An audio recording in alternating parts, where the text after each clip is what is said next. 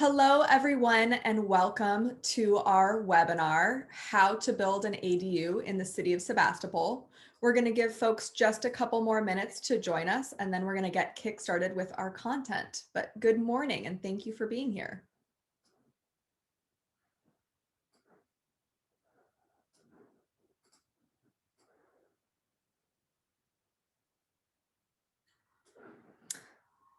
All right, I see folks joining us, but we're going to go ahead and get started. So again, hello and welcome to our webinar, How to Build an Accessory Dwelling Unit in the City of Sebastopol. Hola y bienvenido a nuestro seminario de web, Cómo construir una ADU en Sebastopol. This event is being simultaneously translated into Spanish. Este evento está siendo transmitido en vivo en español.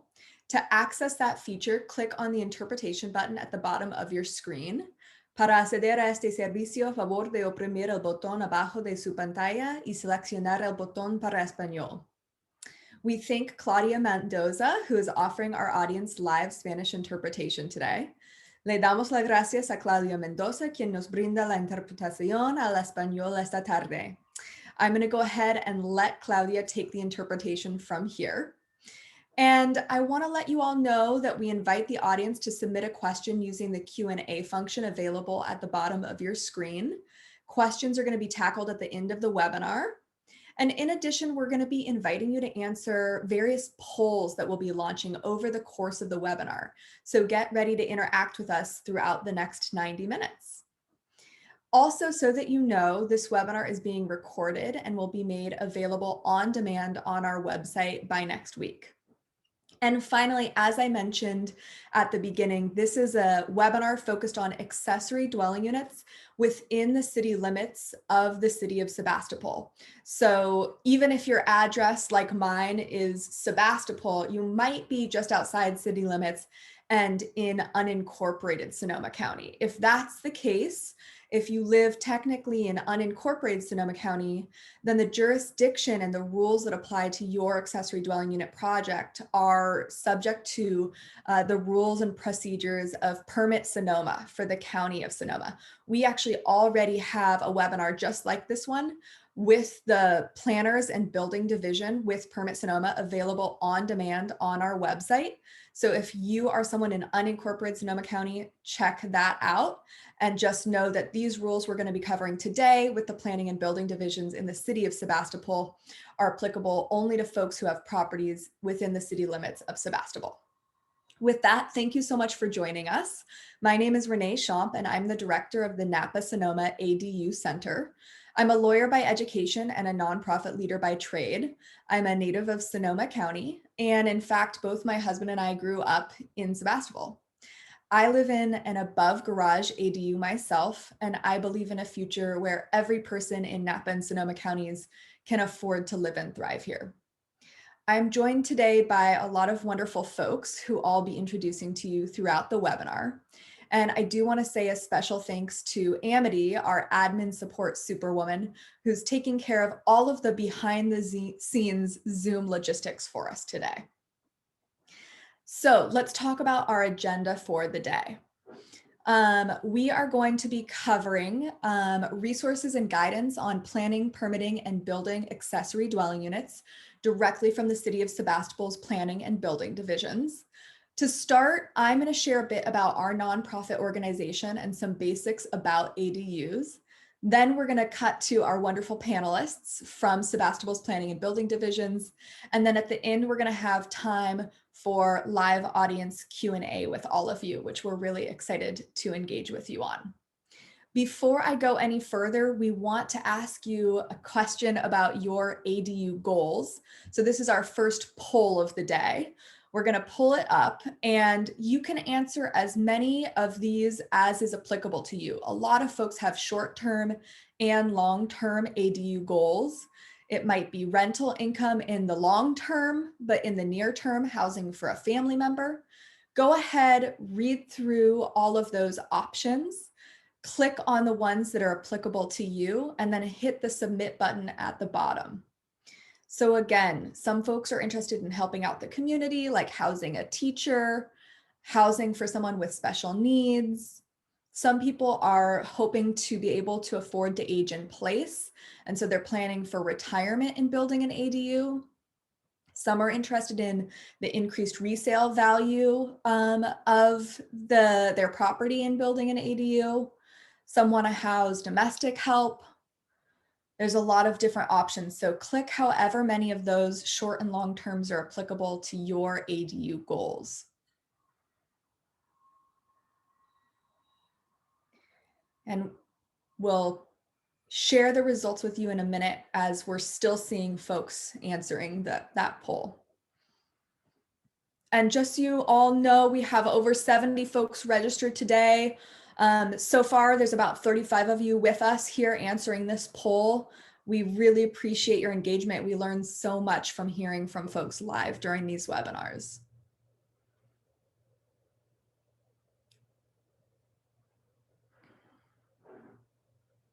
All right, so 70% of you are looking to build an ADU for housing for a family member, 48% for rental income, 60% planning for retirement, about 22% helping out the community or housing someone with special needs, 30% help with chores or to watch over things when you're away. Awesome. Thank you all so much for sharing your answers to that poll. It's so interesting and helpful to us to hear from all of you so that we can also shape our conversation with you today around your goals. So let me share a little bit about the benefits of accessory dwelling units with all of you. A lot of homeowners cite opportunities to keep their family together and build wealth as a primary reason for building an ADU on their property.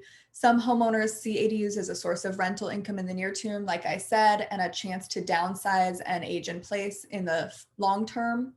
And there are so many good reasons to build an accessory dwelling unit. If you're here with us today, you probably, as we've seen, have your own ideas. And I want to also just share that I welcome you to check out our ADU workbook, which I'll talk about in a little bit, some more, but Amity has just shared a link to it and it was also sent out if you registered for this Zoom in advance. Check that out. We're going to be referencing it here and there throughout the day, and it's a really good resource for all of you. So a little bit more about our nonprofit, the Napa Sonoma ADU Center. The mission of our organization is to help homeowners build ADUs.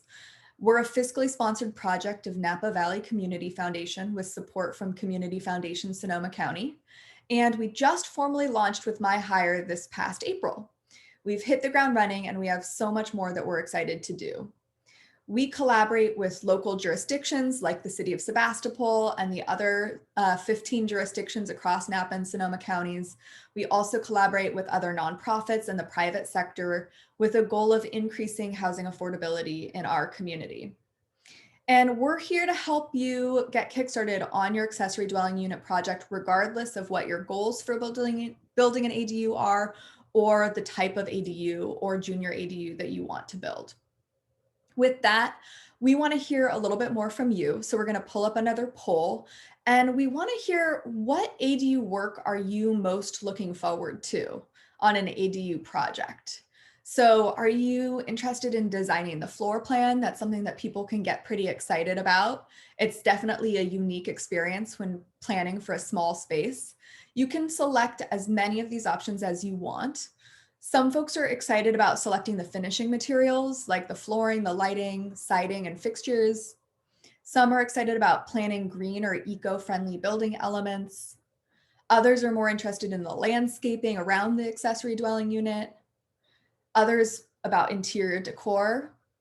And some are just excited about the move-in of a family member, a friend, themselves, or a tenant.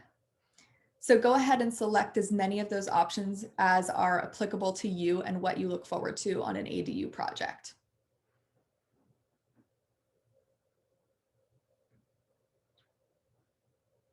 All right. Okay, so wow, almost 70% of you are excited about the move-in. That makes total sense. 60% of you are excited about designing the floor plan, And 44% are excited about selecting the finishing materials or planning green and eco-friendly building elements. I would expect no less from us here in Sebastopol. Almost 30% are excited about the landscaping and 20 about the interior decor. That's awesome. Thank you all so much for answering that poll. We really appreciate it. So I want to just pause and make sure that we're all on the same page about what an accessory dwelling unit is. It's an independent living facility for one or more persons, and they're known by a lot of other names: granny flats, second units, backyard cottages, mother-in-law suites, and there's a lot of different types of ADUs. So you can see here on this slide the 5 different types of accessory dwelling units, plus there's also a junior accessory dwelling unit. So for those of you who haven't heard of a junior ADU, we have a blog post that goes into a lot of detail on the subject on our website. But in short, it's located within the existing walls of the primary residence. That can also include within the existing walls of an attached garage that's attached to your primary home. It requires that the owner occupy either the junior ADU or the primary home, and it's no more than 500 square feet. It also can share a bathroom with the primary home, and it has to have just an efficiency kitchen. So there's some more details that we encourage you to check out on our website, but want to make sure you all know about these different types of ADUs. With that, let me share with you a little bit more about some of the many resources and online tools that our nonprofit organization has to offer to help you through the ADU build process. So we have city rules that we just got up. So your local ADU rules are available on our website. So that includes a one-pager on all 16 jurisdictions across Napa and Sonoma counties, including Sebastopol. A special thanks to Alan Montes, who you're going to be hearing from here in a few minutes, who created that for the city of Sebastopol. And let me share a deep dive into a couple other key tools I want to make sure that you take note of. First of all, as I mentioned before, we have this really excellent ADU workbook, and it's available for free to download from our website. And it really just walks you through A to Z, the entire ADU process in Napa and Sonoma counties. Really recommend that you check that out on the front end of your project. We also have a very handy ADU calculator tool. This is also specific to the jurisdictions across Napa and Sonoma counties, and it helps you estimate the costs, returns, and benefits associated with building an ADU.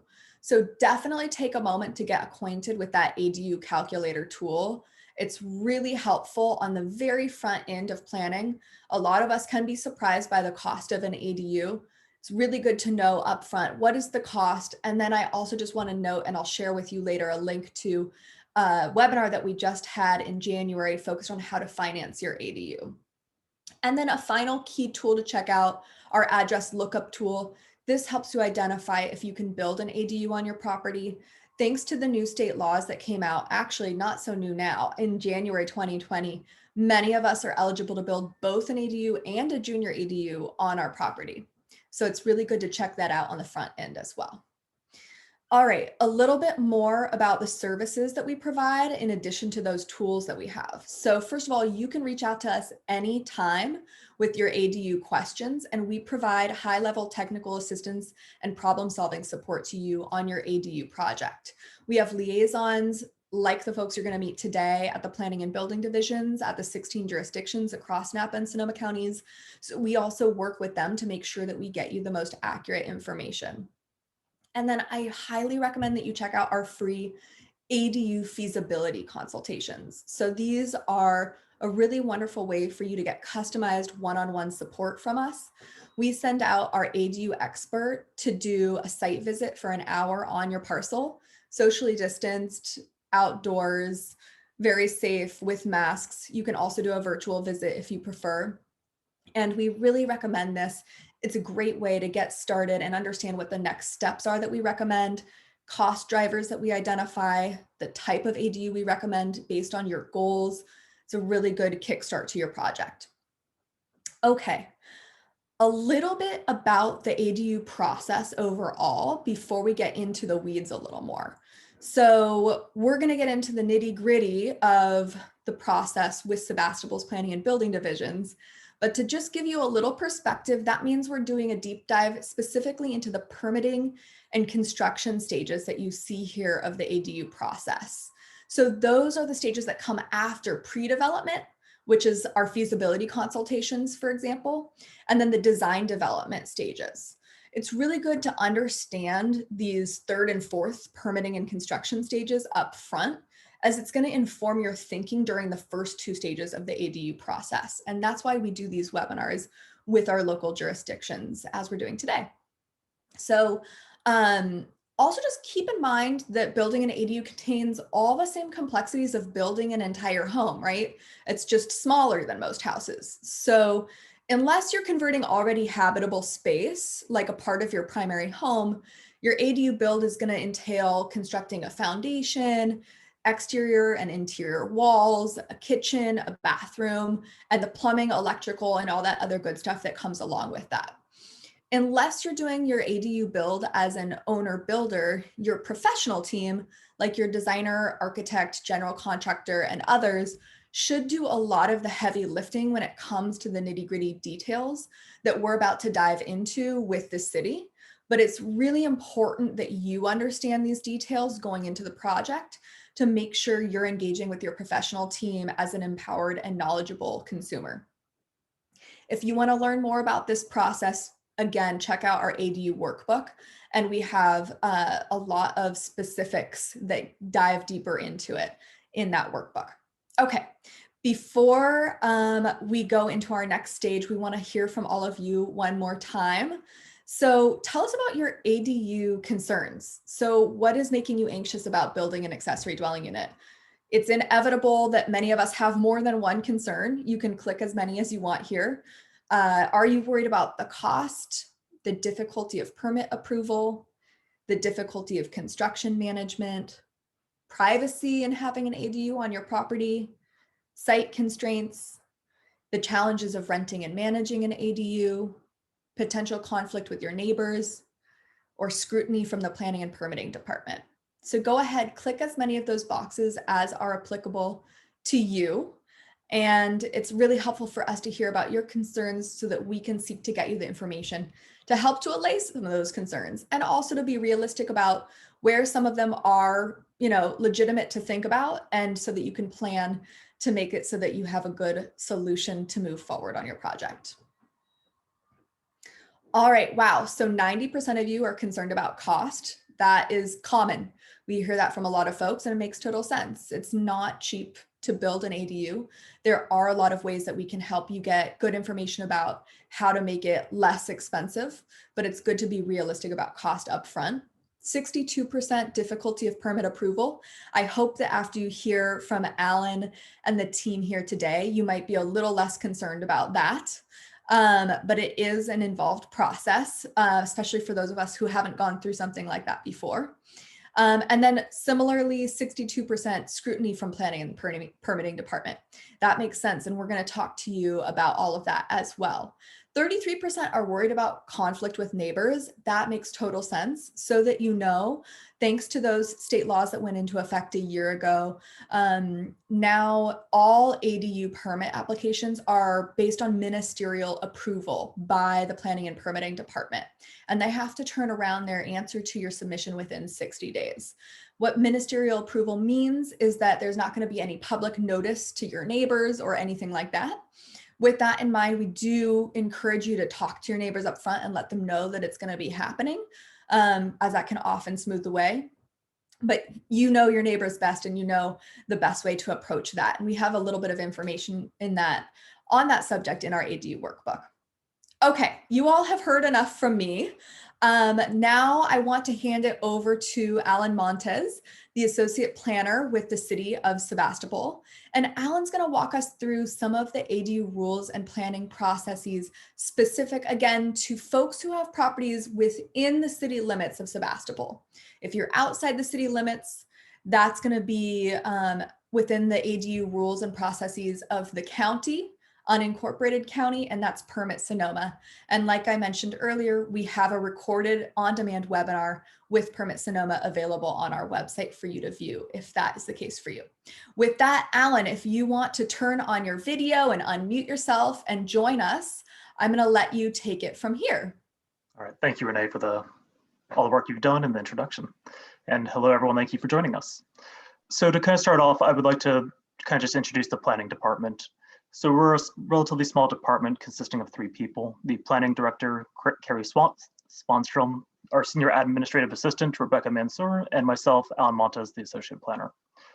So the planning department's role, in a very simplified explanation, is to regulate land use and provide planning and environmental review assistance to the hearing bodies within the city.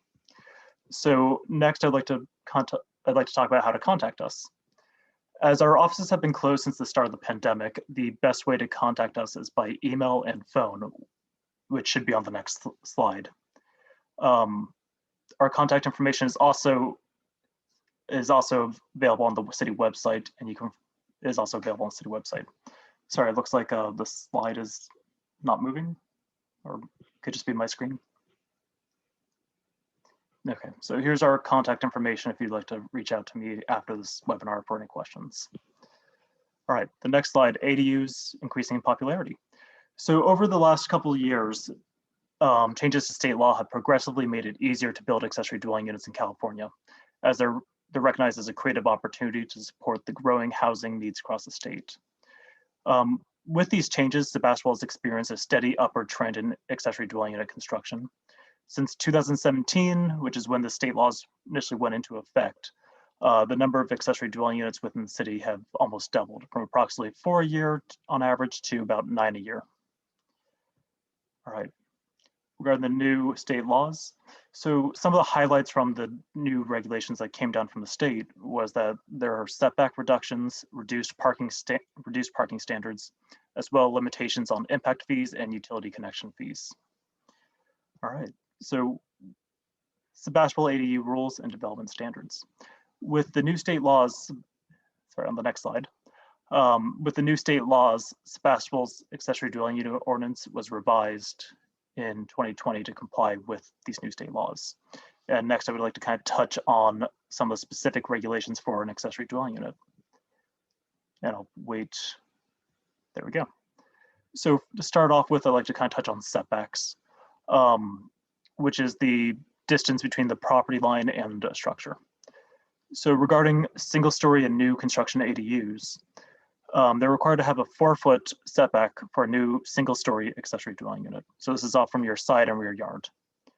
If you're interested in a 2-story ADU, you'll need to comply with the primary residence's setbacks, which they do vary a bit depending on the zoning district and the size of the lot. But typically the rear yard setback is going to be between 20 and 30 feet, and the side yard setback will be between 5 and 9 feet. And once again, those are for 2-story accessory dwelling units. And what I highly recommend is if you're interested in a 2-story ADU, please talk with myself or talk with the planning department as early as you can, just to make sure you can verify those setbacks. So for all accessory dwelling units in the city, the setback from the front property line is dictated by the base zoning district, which typically has between a 20 and 30-foot setback. And if you live on a corner lot, you have what we call secondary frontage, which means that so you have your main entrance, then you have the kind of second frontage on your property. And on that secondary frontage, you are required to have a minimum setback of between 10 and 20 feet, depending on the zoning. But it also has to be in line with what your neighbor's setback is. So essentially, whoever your side/backyard abuts to, you have to be consistent with their front yard setback. On our next slide, we're going to discuss privacy, which, sorry, I'm just waiting for the change. If an accessory dwelling unit's located within the primary, I'll just hold off a second then until we get the slideshow back up. Thanks so much, Alan. It looks like we're having some technical difficulties. Alan, if you want to just continue sharing, and then these slides will be available to everyone afterwards. So if you want to just continue sharing. Yeah, so I can continue then. So as for privacy, we do have one kind of unique regulation in Sebastopol. If you have an accessory dwelling unit that's located within the primary residence's setback, so as I mentioned earlier, that typically varies for the rear yard, for example, between 20 and 30 feet, and the side yard typically between 5 and 9 feet. As I mentioned earlier, your ADU can go within 4 feet of the property line for the rear and side yards. However, all the windows that are located within the setback and facing the adjoining property, the windows either have to be clerestory, meaning that the window still has to be 5.5 feet above finished floor. 5.5 feet above finished floor, or be permanently obscured glazing. And the reason for this is that we want to protect the privacy of the neighbors when you're building a residential structure so much closer to the property line than what's typically allowed. And while I discuss this, we also have an exception to this regulation. So if you do desire to have regular, clear, see-through windows, you can apply for an administrative design review application. And as part of this, we're going to be noticing the impacted neighbors and just letting them know that you're looking to build an ADU. And essentially, our scope is limited just to the windows and privacy impact. So it's not that you can't have one, it's just, we're just looking at the windows only. All right, so next we're going to discuss size limits for detached accessory dwelling units. So if your ADU is located on a lot over 10,000 square feet, or if the ADU has more than one bedroom, your accessory dwelling unit can be up to 1,000 square feet of gross building area. So this is taking into account your exterior walls. So we're looking at the footprint of the building essentially. And we're not looking at eaves or anything like that. If the lot is less than 10,000 square feet, or it's a one-bedroom ADU, your accessory dwelling unit is limited to 840 square feet. All right, so next we're going to discuss attached accessory dwelling units. So just to get started, an attached ADU cannot exceed 800 square feet or 50% of the existing living area, whichever is greater. So if it's an attached ADU, you can't go above 800 square feet or 50% of the existing living area within the building. All right, so I'll continue with the height requirements. For a single-story detached ADU, the height limit is 17 feet tall. If you have a detached two-story accessory dwelling unit, the height limit is 25 feet tall. And we're measuring this from grade to the peak of the structure. Next, the parking requirements. So in the city of Sebastopol, we have no parking requirements for accessory dwelling units. So you don't have to provide parking for it. Additionally, if you have a garage or carport that's been converted or demolished into an accessory dwelling unit, the parking does not need to be replaced. So you don't have to worry about that. Next, I want to just kind of touch on lot coverage. So typically with development of lots, there's a certain percentage of the lot that you can cover with a structure. However, with accessory dwelling units, they are considered exempt from lot coverage requirements, so you don't need to worry about that regulation. Next, I just kind of want to briefly touch on owner occupancy. For accessory dwelling units, you are not required to have owner occupancy so you don't have to have owner occupancy on the parcel. So in theory, you could build the ADU and rent both the house and the ADU out. In theory, you could do that. As for junior accessory dwelling units, owner occupancy is required. As for the next slide, I want to discuss a little bit about the planning department process. Okay, and I also want to just kind of note that some of these topics may kind of repeat with the building department, but we just kind of want to let you know what the planning department's looking for at this time. All right, so regarding the ADU permit requirements, the planning department will review the accessory dwelling unit permit as part of the building permit submittal. As part of the building permit submittal. And what we're looking at is what planning is really looking at is we're looking at the site plan, the floor plan, the elevations, what the building looks like on the exterior sides, and the square footage of the ADU. And if you're doing an attached ADU, we also are looking at the square footage of the residence. And during this review, I also want to note that the fire department will review the project, and for a couple of projects, the engineering department will look at it as well. Sorry about that. And what I also wanted to touch on early on is that before you even submit to the building department, we highly recommend that you talk to planning first, just so that we can verify setbacks, height requirements, just some of those details. They don't need to be professional plans at this point, but it's just kind of conceptually what you're looking to do. And this way we can help guide you into, if we see any red flags, we can let you know about that, or if anything just needs to be changed, we can help you tweak that before you submit to the city. And I do want to note that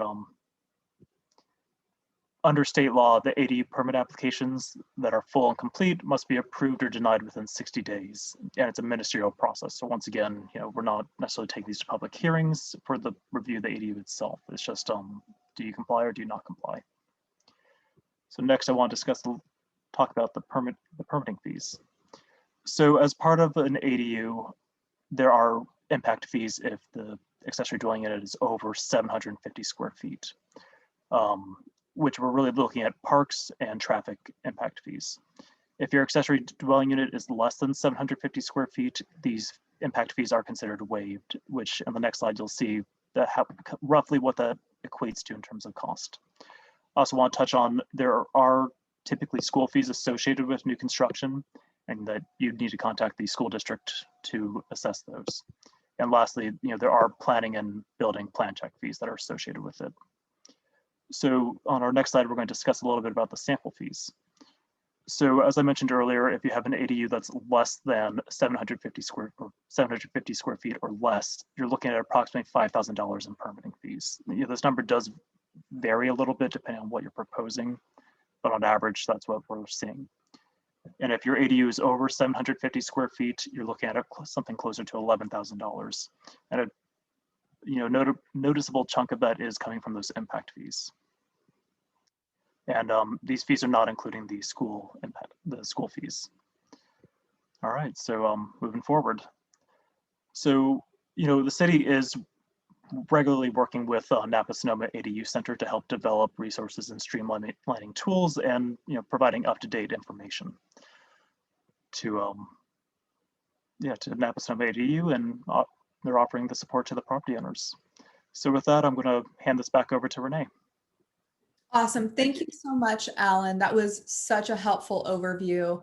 And I just want to apologize to everyone for our technical difficulties. It looks like we're back on board. We switched over applications that we were using. So again, all of these slides are going to be available on our website by next week, along with the recording of the webinar. So you'll be able to see those slides, and all of the rules that Alan went over are also available in that handy one-pager that I mentioned to you, which I'll go ahead and drop into the chat for you. So with that, I want to introduce Patty Murphy from the building division in the city of Sebastopol. Amity's dropped her bio there into the chat. Patty Murphy is the Senior Administrative Assistant and Permit Tech with the city of Sebastopol. So with that, Patty, you can unmute yourself and bring up your video, and we'll let you take it away. Good morning. Thank you for joining us. So the city, like Alan said, Sebastopol is a small city. We have a small staff. The building department staff consists of 3 people. Darryl Phillips is our building official. Steve Brown is our senior building inspector. He does all the building inspections for the entire city. And myself, I'm a senior admin assistant and a permit tech. At any point, you can contact me. My phone number and email address are on the screen. If you have any questions, don't hesitate to reach out to us. Let's talk about starting the process. We cannot stress the importance of talking to the planning department first. They can, like Alan said, just take a hand-drawn plot plan into them and get their feedback, where you can place something, where you can't, whether it's going to meet the setbacks. Just something hand-drawn to begin with is great. Have your plans drawn, if possible, by a professional, whether it be an architect or a design professional. It generally saves both time and money. When at all possible, also, we'd like you to use local, whether it's a contractor or an architect. We have both great ones in Sonoma County. So let's talk about what we need for the submittal once that time has come. We're looking for site plan. The site plan should clearly show an aerial view of your home, your property lines, adjacent streets and properties and setbacks. This plan is mainly for the planning division and engineering to ensure proper setback and other requirements are met. On this plan, it should be clearly noted exactly what is existing and what is being proposed to be built. We need a floor plan. The floor plan clearly shows the interior of the building, walls to be removed, new walls, windows, doors, etc. Shall all be clearly noted on the plan. Again, as with any site plan that is existing, excuse me, and what is proposed to be built should clearly be noted. Walls to be removed should be presented as dashed lines. Foundation plans. Foundation plan, this shows required size and location of the new foundation and footings for the project.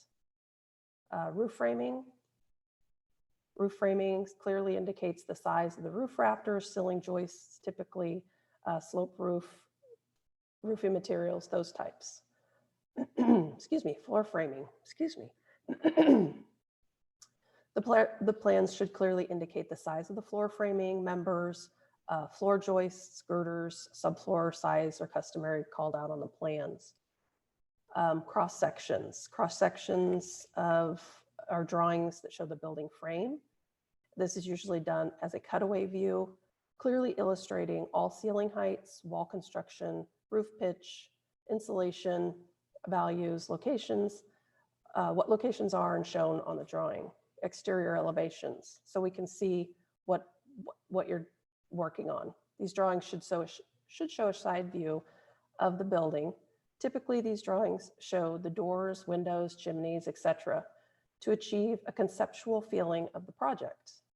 Energy calculations. These documents are required to be submitted with the building plans, excuse me, by the California Energy Commission. These documents verify the compliance of the structure, new and existing, to meet the state energy requirements. It's recommended that a professional energy consultant be utilized for this stage of your project. Structural calculations are important. Structural may be required if your project is very large in size or of unusual shape. Also, it's safe to assume that if your project is 2 stories or more, calculations will be required. These calculations are to verify that the structural elements are adequately sized and connected at the critical areas. So let's talk about some basic inspections. Some of the inspections that are required, but this is a partial list, may not be all. Underground utilities, foundation, underfloor, including insulation, structural, interior and exterior, frame, close-in to include electrical, plumbing, and HVAC or mechanical, insulation, walls and ceilings, wallboard fasteners, wallboard meaning sheetrock, and final building. Inspections are done over time throughout the course of the building. Rule of thumb, don't cover anything until we've had a chance to see it. And if in doubt, don't hesitate to call us. That's what we're here for. We want to make this as easy as possible on you. So let's talk about fire sprinklers. In most cases, your ADU or JDU are not going to have to be fire sprinklered, but there are cases where they are, and it's something that you'll want to check with us ahead of time. Let's talk about energy and solar requirements. CalGreen calculations are required for most projects and typically can be done by your design professional. If not, they'll be able to tell you who to contact to get your CalGreen requirements met. Title 24, energy calculations, again, they're required for all projects and can typically be completed by your design professional. They're prescriptive measures in the code that will allow Title 24 calculations to be omitted. New detached ADU require solar as part of their electrical system. Let's talk about some common misconceptions. Conversions are not always cheaper than new construction, and conversions always lead to unforeseen issues. With conversions, you never know what you're going to find once you start opening things up. What could be under the walls or the floors. Only talking about Sebastopol here, but we normally turn around plans within, a week or two, going along with well above what the state says as the 60 days. Excuse me. Normally plans, again, by professional, will pass through pretty quick without many, if any, corrections. As far as the costs of permits go, it does depend on the project, but like Alan said, we normally range between $5,000 and $11,000, depends on what you're building. Usually less if it's a conversion. Let's talk about existing non-permitted ADUs. Typically, non-permitted structures are discovered through neighborhood complaints. We don't actively go out and do code enforcement, driving around looking for people who have ADUs that we don't know anything about. We do, however, have other means of detecting and verifying they exist.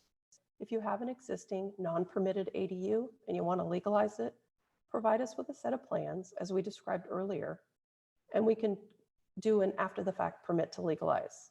Will not cause any type of great destructive inspections or anything like that.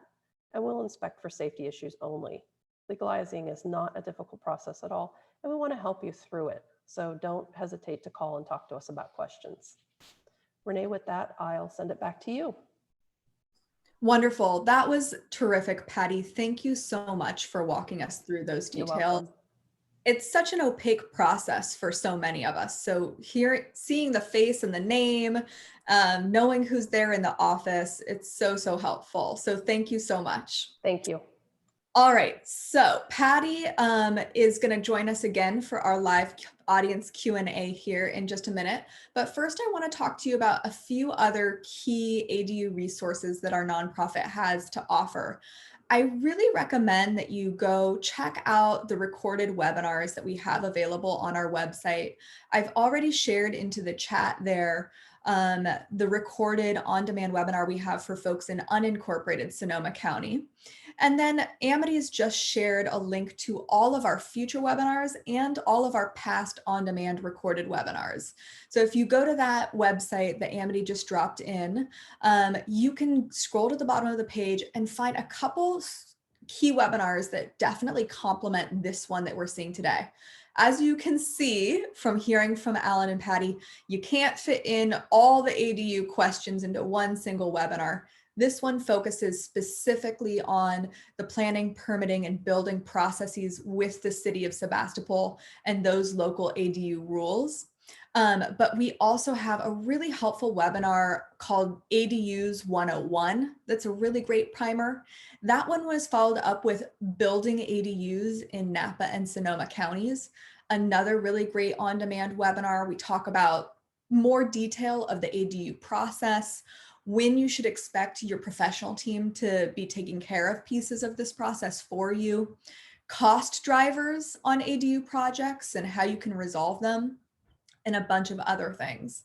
And then finally, we have some really excellent written content that adds to the content we already have in that ADU workbook available on our blog and the FAQs page on our website. And Amity's dropping in links there in the chat for all of you. It's also super easy to just navigate to www.napasonomaadu.org. That main page, you're going to see a menu across the top of it. In the upper right-hand corner, resources, they drop down, and then all of the tools and resources I've mentioned today are right there waiting for you to discover them. Okay, so I want you to all be encouraged to start submitting your questions in the Q&A chat at the bottom of your screen. You can see a little speaking bubble there, and that's where you can start submitting those questions. And we're going to dive into them for you here in just a few minutes. And this is a great opportunity for you to hear directly from the planning and building staff at the city of Sebastopol with your nitty-gritty ADU questions. Okay. So I also hear from a lot of folks who are interested in hearing about stories from their neighbors. Who has already been successful in getting through this process? Who has already navigated it successfully? Not someone in San Francisco or someone in LA, but here in Napa and Sonoma counties. So we have a number of different stories that include photographs, written content, video interviews, and sample floor plans from successful ADU builds in our community. And one of my favorites is a woman named Marion, who successfully recently finished off a junior ADU project right in the city of Sebastopol. And she built it so that she could better afford to age in place and remain in our city. So what she did is she actually converted already existing space in her home, within the walls of her home, and carved out a junior ADU, again, no more than 500 square feet.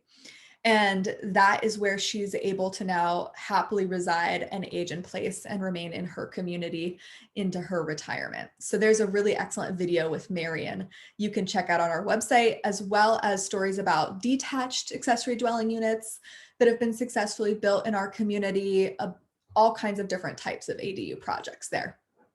Okay, so with that, oh, and I should also mention there's another really interesting story from a homeowner in Santa Rosa who's featured in that ADUs 101 webinar that I mentioned that's available on our website. So you can hear from a homeowner named Pia who converted successfully a detached garage into an ADU, and she is now renting it out to a traveling nurse. And in the future, in her retirement, she plans to then move into that ADU, rent out her main home so that she can better afford to stay in Santa Rosa. Okay, so let's hear from all of you one more time. We have a final poll here that we're going to pull up, and we'd love to hear from you. What type of ADU do you think you might be interested in building after hearing from us today or thinking about it? Are you interested in a detached ADU? An attached ADU, so it shares at least one wall with your primary home? Are you interested in an interior conversion? And an interior conversion, it can be a junior ADU if it's under 500 square feet, or it can be larger than that. And then it's just not under the rules of junior ADU, it's a regular ADU. It could be within an existing converted attic or a basement. And I know Patty mentioned that sometimes folks think that converting existing space like a garage can be easier than we imagine. And that is true. Also, if you have a newer garage, it's going to be easier. So sometimes an older garage, you're going to get a lot more tricky issues with the foundation needing to be fully redone, things like that. But regardless, it's really good when you're thinking about a garage ADU to learn from us, talk to us, and we can tell you and walk you through, especially if you do a feasibility consult with us, what complications we foresee. But as Patty said, there are also always going to be some unexpected things that come up. So we can talk to you through the likelihood of that depending on what you're converting. All right, so go ahead and wrap that up. Cool. We're seeing, okay, 75% of you are interested in a detached freestanding ADU, like a backyard cottage. And then we're seeing about 30% are interested in a garage apartment, so converted space, and 30% interested in an above garage ADU, and then 20% in a junior ADU. Awesome. Thank you all so much for sharing. It's really helpful to hear what you're all thinking as we dive into our Q&A. Now, before we dive into answering your questions, and I see those questions are rapidly coming in the chat, which is great, I just want to make sure to introduce two new panelists who are going to join us to answer your questions. So we have Steve Brown, Senior Building Inspector for the City of Sebastopol, and Amity's going to drop his bio into the chat. And then we also have Josh Abrams, who's a principal with the consulting firm Baird and Driscoll Community Planning, which developed a lot of the online tools and resources I've shared with you today. And Josh is a statewide expert on ADU law and policy who's going to be able to help us answer all of your questions. So with that, let's dive into questions. All of you can come ahead and turn on your video and audio to join us. And we're going to go ahead and start diving into everyone's questions that we see here. And I'll also just add, if you guys want to start typing some answers just so we can make sure we get to all of them, feel free. But let's see here. We have a question from Sonia, and she wants to know if we need to check viability of an ADU project first, would your nonprofit be able to tell me if my location works, or should I go to the planning department? So that's a great question. It's really good before you get started on an ADU project to speak with the planning department. Our organization is a great place to come as a step 0. So if you go to our ADU feasibility consults page that we shared with all of you, you fill out a less than 10-minute questionnaire. We can do pre-screening research for you on your parcel and give you a good sense of your eligibility and talk through some basics. And then we're going to encourage from there that you go have a pre-meeting with the planning department at the city before you get any further on your project, so that you can understand their requirements and talk to them one-on-one before you get any further into your project. So that's a great question, Sonia. Thank you so much. Alan, would you want to add anything else to that? No, I think you pretty much got it. I mean, in terms of planning, we're just going to help you look at your setbacks. It's really going to be looking at your setbacks and what you can do, how much space you're going to need, and kind of some of those details we went over earlier. Thank you, Alan. Awesome. Alan, I have another question for you. Some confusion about what is like front, and I think that they're talking about front setbacks. So they're not on a street front. So how can people better understand where the front setback is measured from? That's a great question. So if you're not, so typically most people are going to have their frontage on a street, but occasionally when you have like flag lots that are hidden behind, typically your frontage is going to be where your access is coming from. So even if you're not directly fronting a street, but if you're coming in through a driveway, essentially where your property line, I guess the way of thinking about it is typically where your property line stops, or it's a little bit hard. And I think the best way to do it is reaching out to the planning department myself with your property address, and we can take a look at it and really help you evaluate that. There are those occasional rarities, but typically if you reach out to us, we can get back to you and provide a little more detailed explanation. That's so helpful, Alan. Thank you so much for that. Okay, I have another question here. How does all of this apply to yurts? How about yurts with utilities? Maybe this is a good question for Patty or Steve from the building. It's a good question for Steve.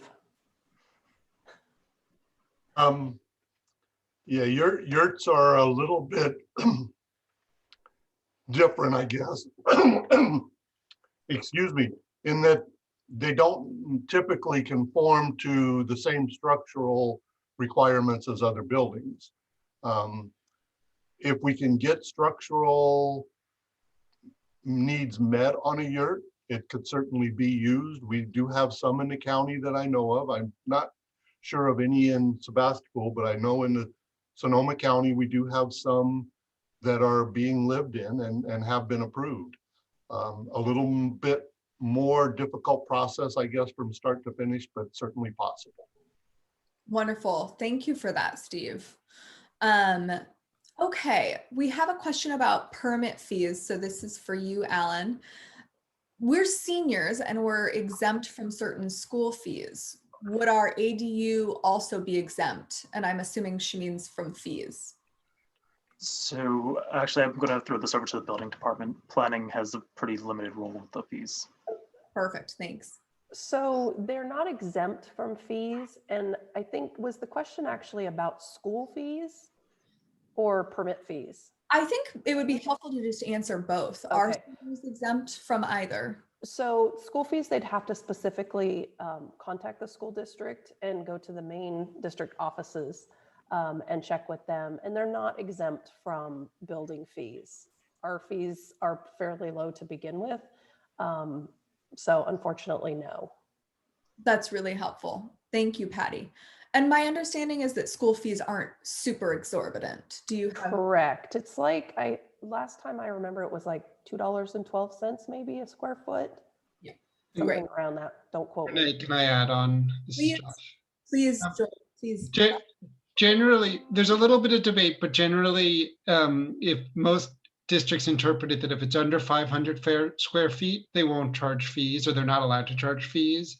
And some, they'll put it as the same threshold as the rest of the city, so that's 750 square feet. But yeah, they're usually just in a couple dollars per square foot range.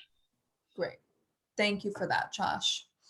Okay, we have a question. Do you have a list of local contractors who specialize in ADUs? And I can tell you that Napa Sonoma ADU Center does have a vendor registry on our website, and you can easily find it under the resources drop down that I mentioned earlier. And there are local builders and general contractors on there, as well as architects and designers, finance experts who can help you finance your ADU, Title 24 consultants, and we're currently working on adding even more vendors there. And my understanding is that probably the city doesn't have a list of folks, but do you want to confirm that? Correct, we do not. Okay, great. Wonderful. These are great questions, everyone. Okay, Eddie has a question. How do you handle 0 lot line setbacks for an existing garage conversion? Are there penalties for legalizing existing unpermitted ADUs? So those are 2 separate questions. So let's start with, how do you handle 0 lot line setbacks for an existing garage conversion? So I'll start with that one. So the first thing we're going to look at is whether it's a permitted garage. So essentially, do we have a building permit on record for it? If we have a building permit on record showing it's a legal structure, it's allowed to have that. The setback is allowed to be maintained. We're not going to force you to move it or anything like that. Great. So that's the first question, and then And Patty. then, yeah, Patty or Steve on penalties for legalizing an existing unpermitted ADU. We do not charge penalties on existing. We may charge a penalty for construction started without the benefit of permits, but we do not charge penalties to legalize anything. Okay, great. Thank you for that, Patty. Okay, this is another great question from Jim. Assuming one follows all of the zoning and construction rules, can a neighbor block construction by complaining about loss of sun? So I guess I'll start off with that one. So once again, this is kind of a ministerial process. If it meets all the city standards, we don't have anything about sun, or there's no standards about preserving the amount of sun that's coming into a yard. So the short answer would be no, not from a city perspective. It wouldn't stop construction. Great. Thank you so much for that, Alan. Okay, this is another great question about setbacks, Alan. Are sloping roofs extending beyond the foundation part of the 4-foot setback? So roofs can encroach into the setbacks a little bit. However, typically, and Steve, I think you may be able to assist with this one. Typically, if that eave is extending within 3 feet of a property line, I think there's stricter building and fire codes that come into play that make it a little bit harder to achieve. Yeah, so if you're dealing with a 4-foot setback and the roof overhangs 1 foot, you're okay. If it overhangs 2 feet, then there's a problem there because you're getting into some fire restrictive construction type. Great. Thank you for that, Steve. Okay, this is actually a question that Josh, I'll have you answer thanks to your wonderful work developing our ADU calculator tool. So what are the current estimates per square foot for a typical ADU in Sebastopol? With a caveat, this is for an ADU of about 1,000 square feet. So they're curious about the total estimate costs. Yeah, so it's obviously big old caveats that it's really hard to estimate something like this. And the good thing is construction cost tends to go down as it gets a little bit larger because kitchens and bathrooms are the most expensive thing, and it's much cheaper to add additional bedrooms. I mean, I would say I would encourage you to play with our calculator because you can put in a few more assumptions and get a slightly more estimate, but maybe at $375 per square foot for a larger unit's probably a good place to start, depending on your finishes and a whole bunch of other questions. But the calculator on the Napa Sonoma ADU Center's website is definitely the best place to go. Thanks so much, Josh. And I'll just add, when you all check out that ADU calculator tool, it has options to put in you know, really high quality, like fancy finishes or standard construction. So you can really get some more details in there that will change that price per square foot. It also has an option to say the level of challenge or difficulty of the parcel that you're building on. So for example, if there's like a steep slope you're building on, it's going to cost more versus if you're building on flat land. And then also our webinars that I mentioned previously, the ADUs 101 and building ADUs in Napa and Sonoma counties, we talk a little bit more about cost drivers. And then finally, if you do one of our free ADU feasibility consults, where we come out to your site and talk to you about your specific ADU project, we can also help you understand, again, a little more customized information for your particular project. So I really do like to emphasize what Josh mentioned, which is every ADU project is different. And so it's very hard to give a set answer to that question, but also, of course, it's the burning question. So we hope that that ADU calculator tool can help you get a rough estimate on the front end. Okay, let's see here. Lynn, when calculating square feet, are enclosed porches, attached storage sheds, and second story roof areas that are low included in the total for detached ADUs? So that's a good question. So I know if we have a garage attached to an ADU, the garage does not count as part of the ADU, or part of that 800 or 1,000 square foot limit. The enclosed porches and storage sheds, I'd probably want to double check with our director on this one, but my thought would be they'd probably fall in that same category of not counting towards it, as long as it's not habitable space. But at the same time, you do have restrictions on accessory structures, such as you can't have more than 2 of those on a property. So it's essentially, there's a lot of nuances that may come in with it that we'd have to look into. And if you are looking to build something like this, I would strongly recommend talking to planning first. As for the second story roof areas that are low, I'm not sure I fully understand that, if you're saying you have a second story that's habitable or if it's just a storage area. In terms of, yeah, that there's some clarification would be helpful on that piece. Josh, from a state law perspective, do you have any thoughts you want to chime in with? No, I mean, this will vary from city to city. Every homeowner is, of course, allowed to build an 800 square foot detached ADU, or every homeowner is allowed to convert existing structure to an ADU. But beyond that, how it measures, excuse me, that's really the discretion of a city. Thanks, Josh. Sonia has a question. So she knows that our nonprofit does these site visits through our ADU feasibility consults. Does the city do site visits as well? And that would be helpful to hear, actually, to expand on that question, just a reiteration of, does the planning department ever come out for a site visit?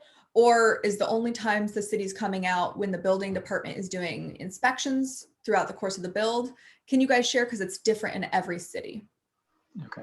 So in terms of the planning department going out and taking a look, that's like a feasibility, it's pretty rare that that would happen. Essentially, that's just taking up a lot of staff time, and we're a pretty lean department to begin with. The second half I'll leave to Patty and Steve to talk about the building permit process and site visits. Building doesn't really have a need to go out per se until we get to the point of building, until they, have approved plans.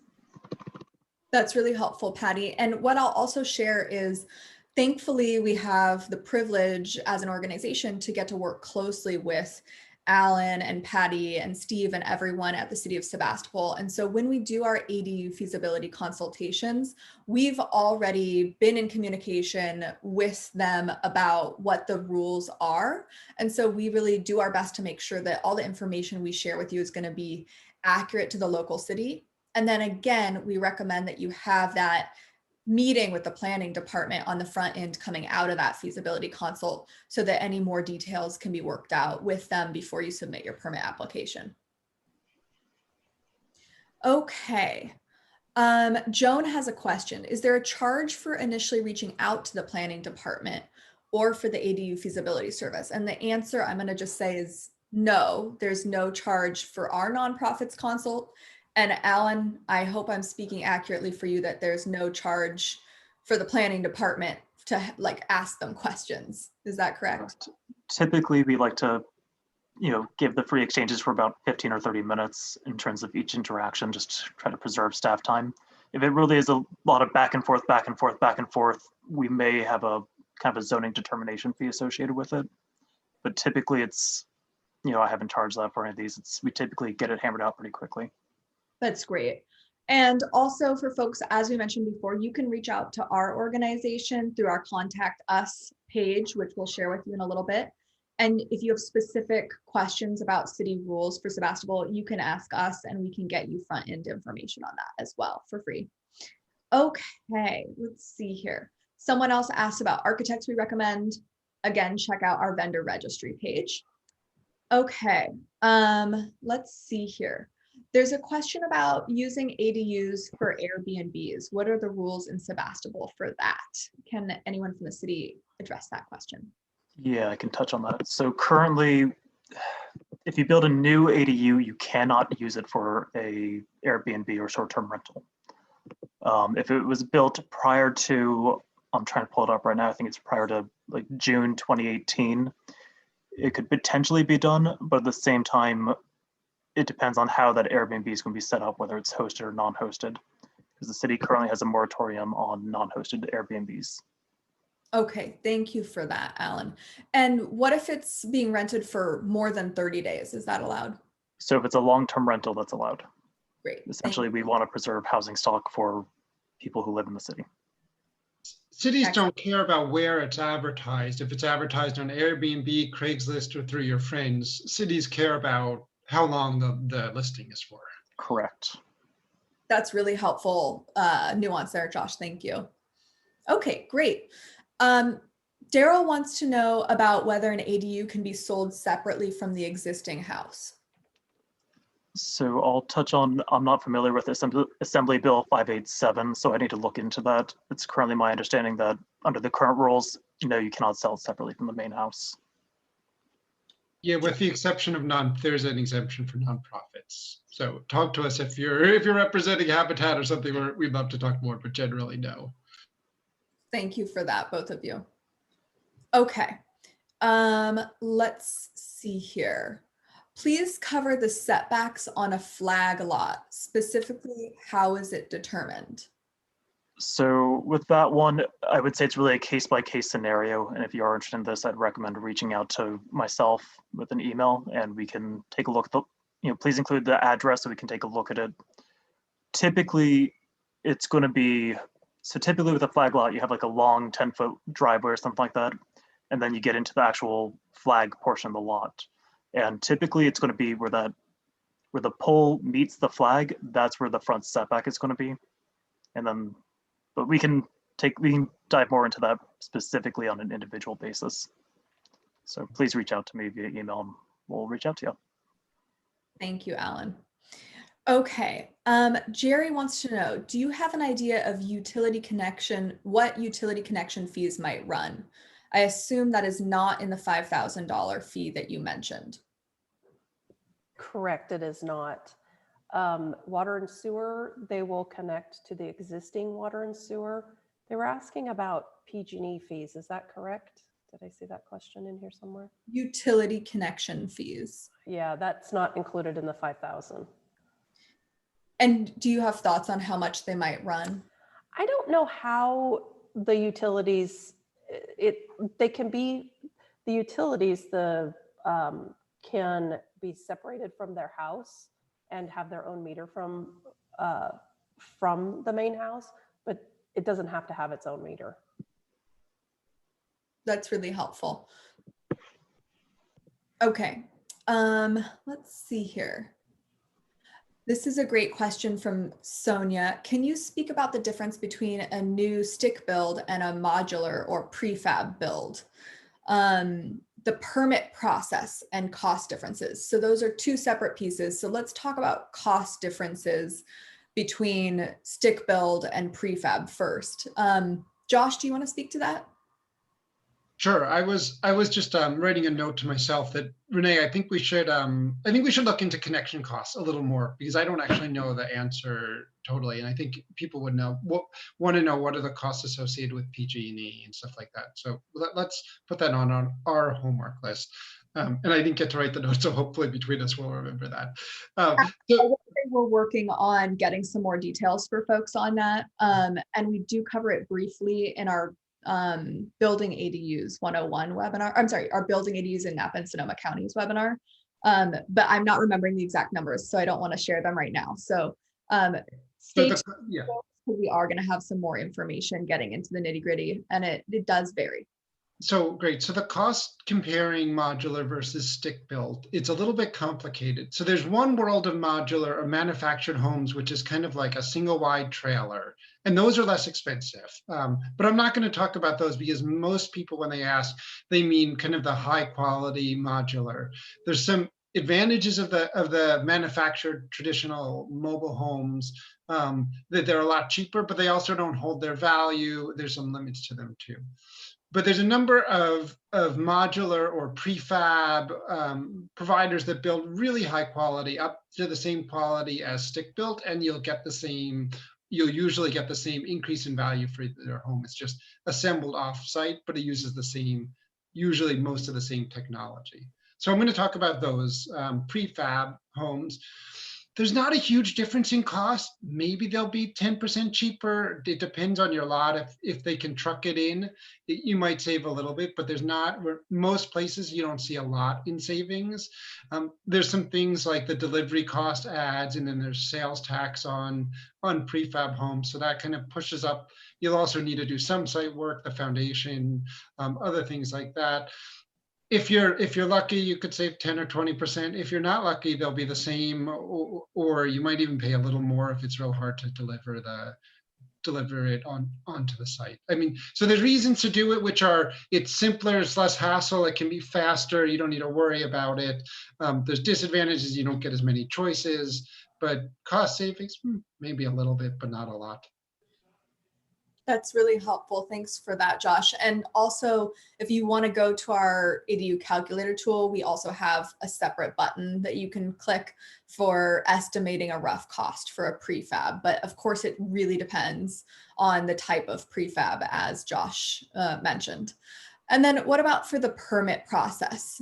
Patty or Steve, do you want to speak to is there any reason that any permit fees would be different for a stick build versus prefab? There's not really any difference. There may be a few less inspections, but the overall process is going to be about the same and cost about the same. Great. Thank you so much for that, Patty. Okay, this is getting a little bit into the weeds, and Josh and I were just talking about this matter, but how many ADUs can be built on multifamily zoned properties in Sebastopol? So I'll take this one. So no more than 25% of the existing dwelling units. So if you have a 10-unit building, it would essentially go down to 25%, of 2.5. The good question is we have to look into whether we round up or round down. That's allowed one at a minimum. That's helpful, Alan. Josh, do you have anything that you would add to that from the state law perspective? Yeah, I mean, I think you'll have to, as a property owner, you'll have to decide if you want to do it in, state law has two rights for homeowners, for property owners of multifamily. Either you can do it in garages, in storage spaces, in other unused spaces in the home, and that's that 25%. Or state law also references multifamily homeowners could do 2 detached ADUs, new built in the backyard, basically, but it's not both. The state law says you can do one, you can either do that 25% in existing space or add 2 new ones. Thanks for that, Josh. And is there a caveat related to junior ADUs on multifamily parcels that you think is relevant, Josh? I don't think you can do a junior ADU on a multifamily property. Okay. Thank you. Thank you both. Okay. We have a clarification from Lynn, who asked about the square footage question we were talking about earlier, Alan. Mm-hmm. So she clarifies what she meant about the low roof as this is counting towards square footage, what counts towards square footage for an ADU.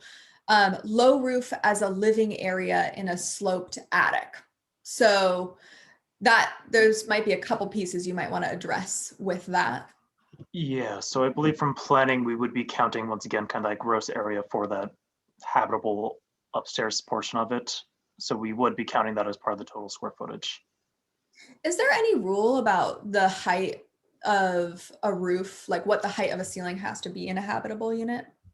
So I'll push that over to the building department. That's a question for Steve. Yeah, the building code says 6 foot 8 inches for any habitable space.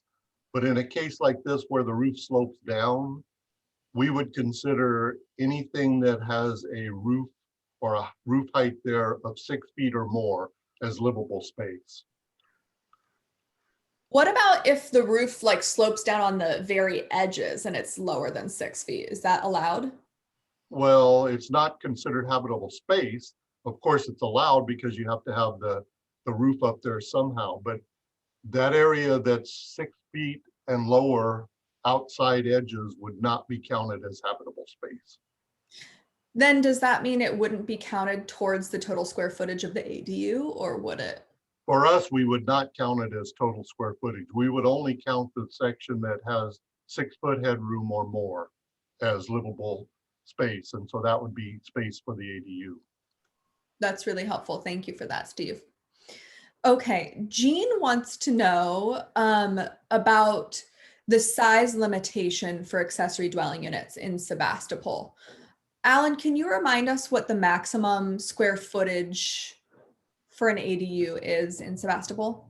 So the maximum size is 1,000 square feet within Sebastopol. You know, there are caveats that limit to 840 square feet, but 1,000 is the maximum. You know, I wasn't here when we wrote the ordinance or while the ordinance was being written. I kind of got here on the tail end of that. So I don't know the exact reasons why 1,000 was selected, other than, you know, the city does have an ability to establish, you know, a maximum square footage for ADUs, as long as it's reasonable, it's not making it burdensome on the property owner. And I think 1,000 was just selected as that number. I don't really have any specifics as to why exactly that was done, other than, you know, accessory dwelling units are meant to be accessory to the main residence. It's not supposed to be bigger or anything like that. It's supposed to be kind of in addition to it. That's helpful. I think it had to do with Sebastopol not having a lot of large lots in city limits, if I remember correctly. And I think Jerry also chimed in, as he was a planning commissioner during this time, I believe, that they actually had increased it from the previous size. So we have gone up in size. It used to be 840 across the board for years. Thank you, Patty. That's really helpful. Okay, I think we've covered all of our questions. I'm going through to make sure that I haven't missed anything from anyone. So just 1 second while I double check that. All right. Yeah, it looks like we've got all of your questions. That is amazing. Thank you to our panelists for making that happen. Oh, we have one more. Junior ADU question. Can a junior ADU be located on the second floor with its own separate entrance? Sorry, I'm trying to look up the answer right now. Junior ADUs are not quite as common as regular ADUs in terms of processing. Yeah, Renee, did we talk, while he looks that up, did we talk about the advantages and disadvantages of a junior ADU? We didn't get into a lot of depth on it. Please elaborate on that. So you'll be able to choose if you want to call it a junior ADU or a small ADU. And generally it's in your advantage to call it a small ADU. The junior ADUs have a couple of restrictions. One of the units has to be owner occupied. And then they're limited to 500 square feet. But what they do get you is the junior ADU doesn't have to have a full kitchen. It can just have a food preparation area. So that if you weren't planning on doing that, that's one advantage to doing a junior ADU. But generally, most homeowners, when looking at it, find it better to do a small ADU rather than invoking that very specific part of the law that talks about a junior ADU. But again, look at your own circumstances may vary. That's really helpful, Josh. And Of course, if you do want to be able to build a third unit on your property, if you want to have both an ADU, then you can also build a third unit as a junior ADU. So that's another time when it might make sense for you to build a junior ADU. Although of course it's going to be a lot less common. Yeah, and I don't see anything prohibiting having a junior ADU on the top level, as long as it's within an existing single family dwelling unit. And it has its own exterior entrance. Correct. Perfect. Awesome. Thank you, Alan. Okay, well, thank you all for your wonderful questions. We have one other person who wants to know about whether there are residents who have done an ADU who will share their home. And I'm not sure if they mean share their home for living or share their home for people to see it as a tour. So what I can tell you is we have those stories I mentioned before on our website of local neighbors of yours in Napa and Sonoma counties who have built ADUs with videos and photos and floor plans of their ADUs you can check out. Once there are, no longer shelter in place restrictions, we've explored the option of doing live in-person tours of ADUs that are in our community. Of course, that's off the table for the time being. And then if you're asking about home shares, I would recommend that you check out our local Share Sonoma nonprofit that helps people connect and match for home sharing opportunities, which is really great. And then we're going to be doing some work around helping ADU landlords and tenants connect also separately in the near future. So I hope that answers your question on that. Okay, so let's dive into our final content here. Thank you all once again so much for joining us. It has been a pleasure to spend time with you today. And I want to make sure you know about our upcoming webinars. So our ADU winter webinar series is rounding out with today's Sebastopol ADU webinar, and then a two-part series in the city of Healdsburg. On March 4th, we're going to be joined by the city of Healdsburg's planning and building divisions to talk about rules in Healdsburg. And then part 2 on March 18th, we're going to be collaborating with the local nonprofit Healdsburg 2040, and we're going to have local housing professionals and local homeowners who have successfully built ADUs in Healdsburg talk about their real world experiences. Definitely check out our upcoming webinars going forward too, because we're always doing new webinars and really trying to catch all that different content to answer all of your questions and give you time to ask us questions live during those webinars. And as a reminder, we are here to help you. The Napa Sonoma ADU Center can be easily reached via phone or through our Contact Us webpage that's there on the slide.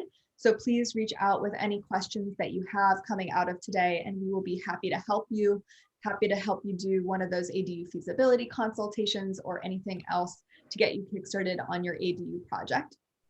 And then I want to say once again a huge thank you to the city of Sebastopol and also to the Napa Valley Community Foundation. Again, our nonprofit is a fiscally sponsored project of Napa Valley Community Foundation with support from Community Foundation Sonoma County, as well as others. So a huge thank you to our supporters.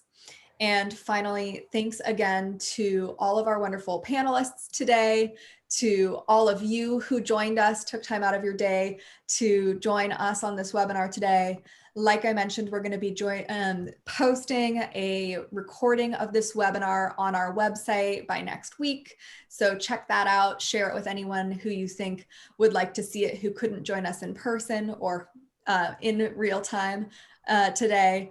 We hope this has been an informative experience for you. We hope you'll sign up, check out our ADU feasibility consults, check out our website, and we look forward to seeing all of you again soon. In the meantime, please stay safe and healthy.